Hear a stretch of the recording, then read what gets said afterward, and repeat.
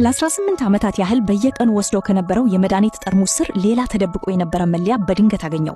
በዛኛው መለያ ላይ የእናቴ ስም ተጽፎበት ነበር። እኔ ግን ምንም አልተናገርኩም። እንደተለመደው መድኃኒቱን እንደወሰድኩ መስዬ ጠበቅኳት። ልክ እሷ ዞር ብላ ከክፍሉ ስትወጣ ወዲያውኑ ክኒኑን ከአፌ ተፉት። ምክንያቱም ይህ ክኒን በትክክል ለምን ጥቅም እንደሚውል ማወቅ ነበረብኝ።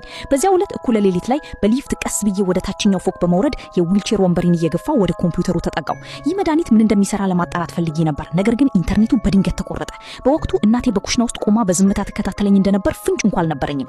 እግሮቼ ከልጅነቴ ጀምሮ መስራት ያቆሙ ነበሩ። በተጨማሪም የልብ ህመም ነበረብኝ። እናቴ በየቀኑ መድኃኒት ትሰጠኛለች። እነዚያን ክኒኖች ለ18 ዓመታት ያህል ወስጃለሁ። ነገር ግን የሚገርመው ነገር ሰውነቴ መቼም ቢሆን ተሽሎት አያውቅም። ይልቁንም እየባሰበት ብቻ ሄደ። አንድ ቀን እናቴ ከገበያ እስክትመለስ ድረስ ይህንን አስደንጋጭ ምስጢር አላወቅኩም ነበር። እኔ ልክ እናቴ ከገበያ ያመጣችውን ቦርሳ ፈትሼ የሚበላ ጥሩ ነገር ለመፈለግ ስሞክር በአጋጣሚ ሁሉ ጊዜ የምወስዳቸውን ክኒኖች አገኘኋቸው። የሚገርመው ነገር ይህ በግልጽ እኔ የምወስደው መድኃኒት ቢሆንም በመለያው ላይ ግን የእናቴ ስም ተጽፎ ነበር። በዚያው ምሽት እናቴ ምንም እንዳልተፈጠረ ሁሉ መድኃኒቴን ይዛልኝ መጣች። ነገሩን ሳላነሳው አልቀረውም። እሷ ግን ቀለል አድርጋ ዶክተሩ የመድኃኒቱ መጠን እየጨመረ ሲሄድ ስሙን ተሳስቶ የጻፈው ይሆናል አለችኝ። ነገሩን ይበልጥ ባሰብኩበት ቁጥር ፍጹም ስህተት እንደሆነ ተሰማኝ። እናቴ በጓሮ ውስጥ አትክልት እስክታጠጣ ድረስ ጠበቅኩና ወደ ጓደኛዬ ደወልኩ። በሱ እርዳታ ይህ መድኃኒት የልብ ህመምን ለማከም እንደሚያገለግል ተረዳሁ። ይህንን ስሰማ እፎይታ ተሰማኝ። ነገር ግን አሁንም ቢሆን ጓደኛዬ የክኒኑን ከለር እንዲገልጽልኝ ጠየቅኩት። የሰጠኝ መልስ ግን ባለሁበት እንድደነዝዝ አደረገኝ። ምክንያቱም የልብ ህመም መድኃኒቱ ቀይ ክኒን እንደሆነ ነገረኝ። እኔ ግን እነዚህን ሁሉ ዓመታት ስወስድ የነበረው አረንጓዴ ክኒን ነበር። በጀርባዬ ላይ አስፈሪ ቅዝቃዜ ተሰማኝ። እናቴ ምስጢሯን እንዳወቅኩባት እንዳታውቅብኝን ልክ ምንም እንደማላውቅ ሆኜ እንደ ድሮ ተመላለስኩ። ከዚያም እናቴን ወተን ፊልም ማየት እንደምፈልግ ነገርኳት። እሷም ተስማማች።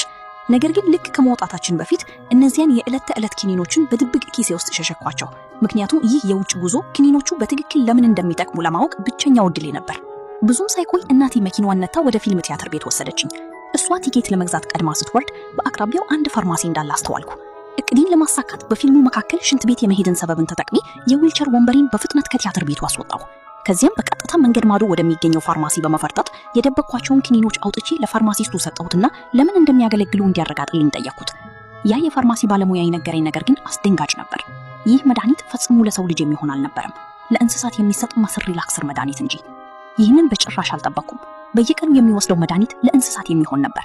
በፍጥነት አንድ ሰው ይህንን ቢወስድ ምን ሊሆን ይችላል ብዬ ጠየቅኩት። ባለሙያውም እግሮቼ ሙሉ በሙሉ ሊደነዝዙና ሊሰሩ እንደማይችሉ ነገረኝ። ያንን መልስ በሰማሁበት ቅጽበት ማመን አቃተኝ። ሁልጊዜ የምትወደኝ የምትመስለው እናቴ እግሮቼን ሽባ አድርጋ ከጎኗ ለማስቀረት ይህንን ጨካኝ መንገድ ስትጠቀምብኝ ኖራለች። እናቴ አና በፍጥነት በአካባቢውን የነበረውን ሕዝብ በመበተን እጄ ላይ ማስታገሻ መድኃኒት ወጋች። ራሴን የማወቅ ስሜት ቀስ በቀስ እየጠፋ በመሄድ በዚያው ፋርማሲ ውስጥ ሙሉ በሙሉ ራሴን ስቼ ወደቅኩ። በድጋሚ ስንቀሳቀስ ራሴን ያገኘሁት በገዛ መኝታ ክፍሌ ውስጥ ነበር። በፍጥነት ወደ በሩ ብሮጥም በሩ ከውጭ መቆለፉን ተረዳው። ምንም አይነት ምላሽ ስላላገኘው ወደ መስኮቱ ተጠግቼ ስመለከት እናቴ መኪናዋን አስነስታ እየሄደች እንደሆነ አየው። ምንም ሳላመነታ ከሳጥኔ ውስጥ ሽቦ አውጥቼ በጥቂት ሰከንዶች ውስጥ ቁልፉን ከፈትኩት። ነገር ግን በሩን ምንም ያህል በኃይል ብገፋውም ሊንቀሳቀስልኝ አልቻለም። ምክንያቱም እናቴ ከውጭ በከባድ ዕቃ ዘግታው ነበር። እናቴ ምን ለማድረግ እንዳቀደች ባላቅም የውስጥ ስሜቴ ግን ወዲያውኑ ከዛ ቦታ ማምለጥ እንዳለብኝ ነገረኝ። ክፍሉን ዙሪያዬን ከተመለከትኩ በኋላ ብቸኛ መውጫዬ በሆነው መስኮት ላይ አይኖቼን አሳረፍኩ። መራመድ የማልችል በመሆኔ ጥንካሬን ለመመለስ በርካታ ምግቦችን በብዛት ተመገብኩ። ከዚያም ከዕቃ ማጠራቀሚያ ውስጥ ሶኬት፣ ሽቦችና የሽያጭ ብረት ወሰድኩ። እንዲሁም ባፌ ውስጥ ከፍተኛ የበረዶ ውሃ ሞላው። ዝግጁ ሰውን ባለኝ ኃይል ሁሉ በመስኮት በኩል ወጥቼ ደካማ እግሮቼን እየጎተትኩ በዚያ በተንሸራታች ጣሪያ ላይ መጎተት ጀመርኩ። የማደርገው እያንዳንዱ እንቅስቃሴ ከፍተኛ አደጋ የነበረው ሲሆን ከረጅምና አስፈሪ ጉዞ በኋላ በመጨረሻ የእናቴ መኝታ ክፍል መስኮት ጋር ደረስኩ። በፍጥነት የሽያጭ ብረቱን ከኤሌክትሪክ ጋር አገናኘሁት። ጫፉ በከፍተኛ ሙቀት ቀይ ሲሆን በመስኮቱ መስታወት መሃል ላይ አጥብቄ ተጫንኩት። ከፍተኛው ሙቀት መስታወቱ በፍጥነት እንዲሰነጠቅ አደረገው። ይህንን ምቹ ጊዜ በመጠቀምም በአፌ ውስጥ የያዝኩትን የበረዶ ውሃ በሙሉ መስታወቱ ላይ ረጨሁት። ይህ ድንገተኛ የሙቀት መለዋወጥ መላውን መስኮት ሙሉ በሙሉ ሰባበረው። በተሳካ ሁኔታ ወደ እናቴ ክፍል ውስጥ መግባት ብችልም ገና ሳላርፍ ግን ያ ያጋጠመኝ ከፍተኛ ድካም ከባድ የአስም በሽታ ይንቀሰቀሰው። ይባስ ብሎ ደግሞ የአስም ማስታገሻዬን በገዛ ክፍሌ ውስጥ ረስቼው መጥቼ ነበር። በህይወት የመኖር ፍላጎቴ የመጨረሻው የትንፋሽ መቆራረጥ ላይ ከመድረሱ በፊት በውስጤ ባለው የመጨረሻ ኃይሌ ወደ ገዛ ክፍሌ እንድመለስ አደረገኝ። የመጨረሻ ጥንካሬን ተጠቅሜ አንድን የቤት ዕቃ ወደ ጎን በማንሳት አስም ማስታገሻዬን አግኝቼ ተጠቀምኩ። ጥቂት ካረፍኩ በኋላ በተሽከርካሪ ወንበሪ ወደ ደረጃው ባመራም በፎቆች መካከል የሚያንቀሳቅሰኝ አሳንሰር እንደማይሰራ ተረዳው። ምክንያቱም እናቴ የአሳንሰሩን ሽቦዎች ቆርጣቸው ነበር። እናቴ ከመመለሷ በፊት ማምለጥ ስላለብኝ ሌላ አማራጭ በማጣት እጅግ አደገኛ የሆነ ውሳኔ ወሰንኩ። በመጀመሪያ ተሽከርካሪ ወንበሪን በደረጃው ላይ ወደ ታች ወረወርኩት። ከዚያም እኔ ራሴ በደረጃው ላይ ተንከባለልኩ። በመላው አካሌ ላይ ከፍተኛ የህመም ስቃይ ቢሰማኝም አሁንም መንቀሳቀስ እችል ነበር። በዚያ ሰዓት አንድ አስገራሚ ተአምር ተከሰተ። ከ10 ዓመታት በላይ የማይሰራ ሆኖ የቆየው ቀኝ እግሬ በትንሹ ሲንቀሳቀስ ተመለከትኩ። እግሮቼ መቼም ቢሆን ሽባ አልነበሩም። ያንን እናቴ የምትሰጠኝን ክኒን በምስጥር ማቆም ከጀመርኩበት ጊዜ አንስቶ እግሮቼ ቀስ እያሉ እያገገሙ ነበር። በከፍተኛ የህልውና ፍልሚያና ፍላጎት በመነሳሳት ልዩ ጥንካሬ ያገኘው። ለመቆም ታገልኩ። እጆቼን ብቻ በመጠቀም ራሴን ወደ ተሽከርካሪ ወንበሩ ላይ ጎተትኩ። ወደ ኋላ ሳልመለከትም በፍጥነት ከቤት ወጣው። እኔ ግን ያላወቅኩት ነገር እውነተኛው አስፈሪ ህልሜ ገና አሁን መጀመሩን ነበር። በዋናው መንገድ ላይ ተሽከርካሪ ወንበሬን በቻልኩት ፍጥነት እየነዳው ሳለ አንድ መኪና ከፊት ለፊቴ ሲመጣ ተመለከትኩ። መኪናው የእናቴ መስሉኝ ወዲያውኑ በአቅራቢያው ባለው ሳር ውስጥ ተደበቅኩ። ይበልጥ ትኩር ብዬ ስመለከት ግን መኪናው ዕቃ የሚያደርስ ተራቫን መሆኑን አወቅኩ። ይህንን እንደ የመጨረሻ ተስፋዬ በመመልከት መኪናውን ዋማስቆም ሙሉ ህይወቴን አደጋ ላይ ጣልኩ። ይህም የታሪካችን መጀመሪያ ወደ ነበረው ትዕይንት ይመለሰናል። ድጋሚ ራሴን ሳውቅ ራሴን በማላውቀው ቦታ በአንድ ጨለማ ክፍል ውስጥ ታስሬ ያገኘሁት። ያ የተቆለፍኩበት ቦታ አንድ እጅግ ጨለማና የተደበቀ ምስጢርን ይዞ ነበር። ከተዝረከረኩት ዕቃዎች መካከል ሁልጊዜም በህልም የምመኘውን የዩኒቨርሲቲ የቅባላ ደብዳቤ የያዘ ኤንቨሎፕ በድንገት አገኘሁ። እኔ መማር ከነበረብኝ ረጅም ጊዜ ቢያልፍም እናቴ ግን ደብዳቤውን ደብቃብኝ ነበር። ከዚህም በላይ ልቤም ሙሉ በሙሉ የሰበረው በህፃንነቴ መሬት ላይ በእግሮቼ ሙሉ በሙሉ በነፃነት ስሮት የሚያሳየኝን ፎቶ ማግኘቴ ነበር። እናቴ ግን እግሮቼ እንዳይታዩ በስቲከር ሸፍናቸው ነበር። ይህ ማለት እኔ የተወለድኩት ሙሉ ጤነኛ ሁኜ እንጂ እናቴ እንደምትለኝ ከውልደት ጀምሬ ሽባ አልነበርኩም። ይባስ ብሎ ደግሞ በእኔ ስም የተወለደችና ከተወለደች ከ2 ሰዓታት በኋላ የሞተች ሌላ ህፃን ልጅ የሞት ምስክር ወረቀት አገኘሁ። ምን እየተከሰተ ነው? ከ18 ዓመታት በፊት አንድ አዲስ የተወለደ ህፃን ልጅ ስለመጠለፉ የሚገልጸውን ያረጀ ጋዜጣ ስመለከት እውነተኛው እውነት በድንገት በላይ ላይ በረረ። ያ የተጠለፈው ህፃን ሌላ ማንም ሳይሆን እኔ ራሴ ነበርኩ። በአና የገዛ ልጇ በጊዜው ስለሞተባት በደረሰባት ከፍተኛ የሐዘን ስብራት ምክንያት የአእምሮ መታወክ አጋጥሟት እኔን ከሆስፒታል ሰርቃ በገዛ ልጇ ቦታ አሳደገችኝ። እኔ ሳድግ ጥያት እንዳልሄድ ለማድረግም አና የተለያዩ መድኃኒቶችን በመጠቀም ሙሉ ጤነኛ የነበርኩትን ህፃን ሙሉ በሙሉ በእሷ እንክብካቤ ላይ ጥገኝነት እንዲኖረኝ አድርጋኛለች።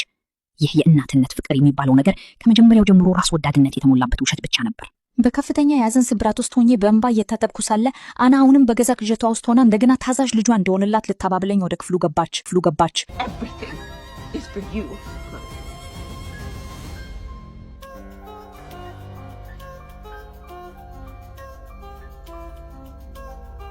Was I ever actually sick? Tell me one time I wasn't a good mom to you. Tell me one time.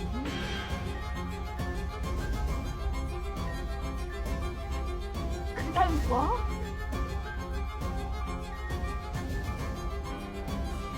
My heartbeat normal? I wasn't covered in rashes? You were sick. You know how many times I had to take you to the hospital?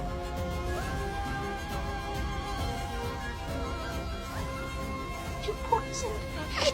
አና በከፍተኛ ቁጣ ውስጥ በመግባት እንክብሎቹን ወደ ጎን በመወርወር ከእንግዲህ በኋላ መውሰድ እንደሌለብኝና አዲስ ህይወት መጀመር እንደምንችል ቃል ገባችልኝ። እኔ ግን ከጀርባዋ ያለውን አስነዋሪ ሴራ በሚገባ ተረድቼ ውሸቷን ፊት ለፊት አጋለጥኩባት። You did this for you. የኔን ቢተኝነት አና የተከናነበችውን የእናትነት ጭንብል ሙሉ በሙሉ እንድትጥል አደረጋት። በአቅራቢያው ካለው ጠረጴዛ ላይ መርፌ በማንሳት የማይታወቅ ፈሳሽ መሙላት ጀመረች። እናቴ ምን ልታደርግ እንዳቀደች ባላውቅም ሙሉ በሙሉ ቁጥጥሯ ስር ልታደርገኝ እንደፈለገች ግን ተሰማኝ።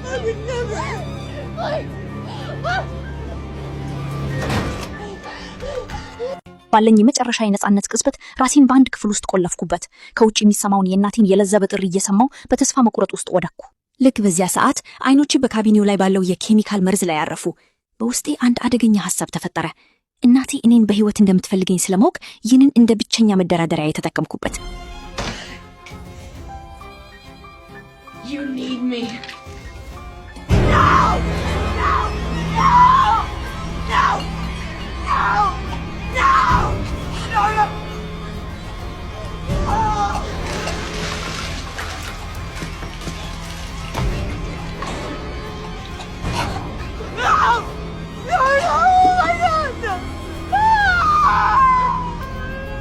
እርግጥም እኔን ለማዳን ስትል አና በፍጥነት ወደ ሆስፒታል ይዛኝ ሮጠች።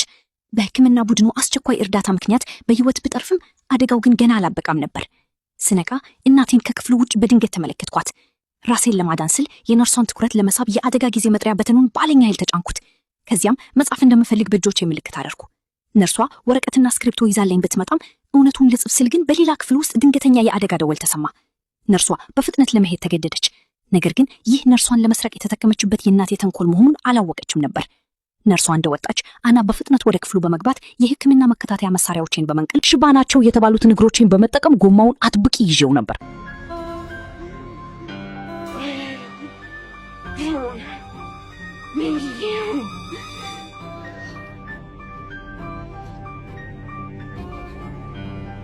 You will.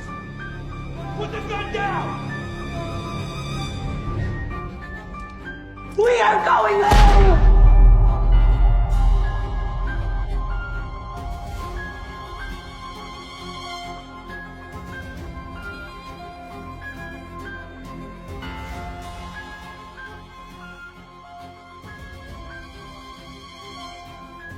ከፖሊስ ጋር በተደረገው የመጨረሻ ፍልሚያ አና በጥይት ተመታ በደረጃው ላይ ወደታች ወደቀች። በዚህም አስፈሪ የህይወት ግዥቴ በመጨረሻ አበቃ። ከ7 ዓመታት በኋላ በአሁኑ ወቅት በምርኩዝ ታግዤ በራሴ መራመድ እችላለሁ። ከድሮ የጨለማ ጥላም ቀስ በቀስ ወጥቻለሁ።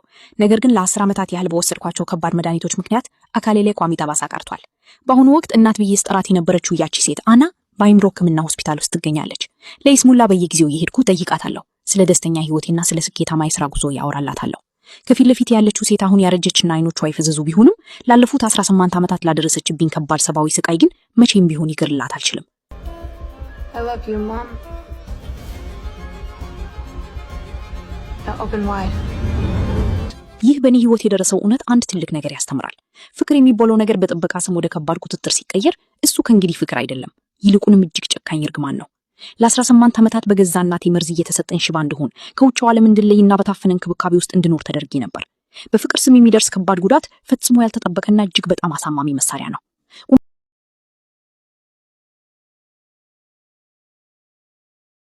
የማይሰብሩ የብረት ሰንሰለቶች መለወጣቸው አይቀሬ ነው።